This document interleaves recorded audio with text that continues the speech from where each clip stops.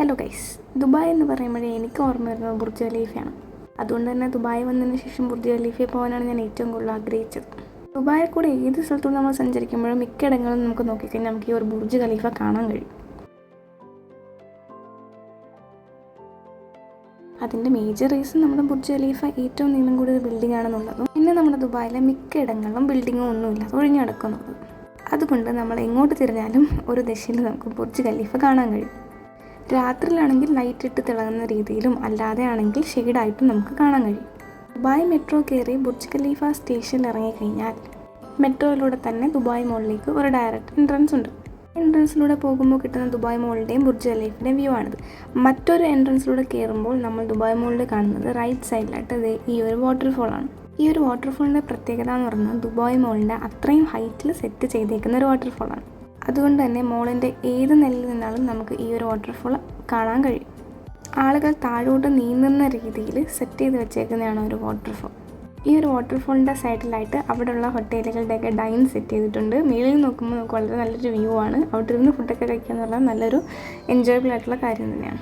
ദുബായിൽ മാത്രമല്ല, ലോകത്തിലെ തന്നെ ഏറ്റവും വലിയ മോളാണ് ദുബായ് മോൾ.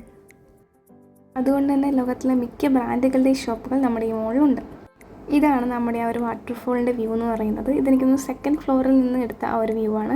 താഴോട്ടും അത് ഒഴുകുന്നുണ്ട്, കണ്ടില്ലേ? ആ ഒരു അത്ര ഹൈറ്റിൽ അത് സെറ്റ് ചെയ്ത് വെച്ചിട്ടുണ്ട്.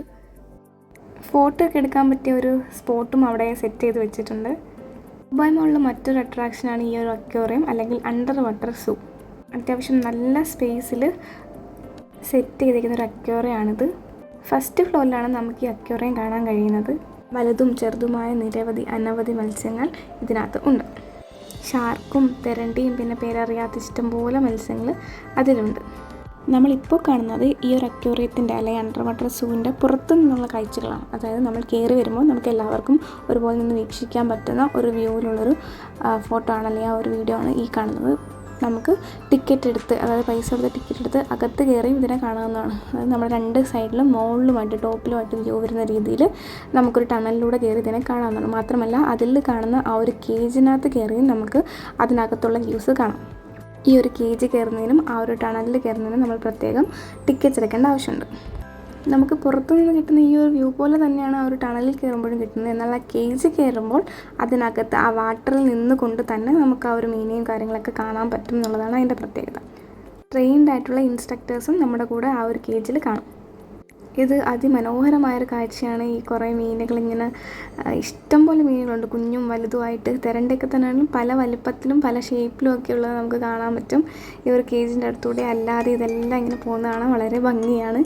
പിന്നെ നമ്മുടെ ആ ഒരു അണ്ടർ വാട്ടറിൻ്റെ ആ ഒരു ആംബിയൻസ് അവിടെ സെറ്റ് ചെയ്തിട്ടുണ്ട്. കുറേ റോക്സും കുറേ കോറൽ റീഫ്സും കൂണും പോലൊക്കെ അതിനകത്ത് സെറ്റ് ചെയ്തിട്ടുണ്ട്. ഈ ഒരു കാഴ്ച വളരെ മനോഹരമാണ്. അക്വേറിയത്തിൻ്റെ കാഴ്ചകൾ കണ്ടു കഴിഞ്ഞിട്ട് നമ്മൾ നേരെ പോകുന്നത് ബുർജ് ഖലീഫ കാണാനാണ്. ദുബായ് മോളിൽ നിന്നും ടിക്കറ്റ് എടുത്തതിന് ശേഷം ബുർജ് ഖലീഫയിലേക്ക് ഡയറക്റ്റ് നമുക്ക് എൻട്രി ഉണ്ട്. ഇത് പുറത്തു നിന്ന് നമുക്ക് കിട്ടുന്ന ബുർജ് ഖലീഫയുടെ ഫുൾ വ്യൂ ആണ്.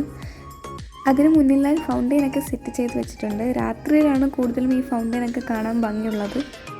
163 നിലകളുള്ള ഈ ഒരു നിർമ്മിതിയിൽ 124 നിലയും 148 നിലയും ഒബ്സർവേഷൻ ഡെക്കാണ്. 154 നിലയിൽ സ്കൈ ലോഞ്ചുമുണ്ട്. ഓരോ നിലകളിലും മിനിറ്റുകൾക്കുള്ളിൽ എത്താൻ കഴിയുന്ന വിധം സൂപ്പർ ഫാസ്റ്റ് എലിവേറ്ററും ലിഫ്റ്റുമാണ് ഇതിനുള്ളിൽ സജ്ജമാക്കിയിട്ടുള്ളത്. ബുർജ് ഖലീഫയിലെ ലേസർ ഷോ കാണാനും ഫൗണ്ടെയിൻ ഷോ കാണാനും ആളുകൾ കൂടുതലും രാത്രിയിലാണ് ഇവിടെ എത്താറുള്ളത്. ബുർജ് ഖലീഫയുടെ ഭംഗി നമുക്ക് കൂടുതൽ ആസ്വദിക്കാൻ പറ്റുന്നതും രാത്രിയിൽ ഈ ഒരു ലേസർ ഷോയിലൂടെയാണ്. ഇമാർ പ്രോപ്പർട്ടീസിൻ്റെ അണ്ടറിലുള്ള ഈ ഒരു നിർമ്മിതി ദുബായിലെത്തുന്നവർക്ക് അതിശയിപ്പിക്കുന്ന ഒരു കാഴ്ച തന്നെയാണ്.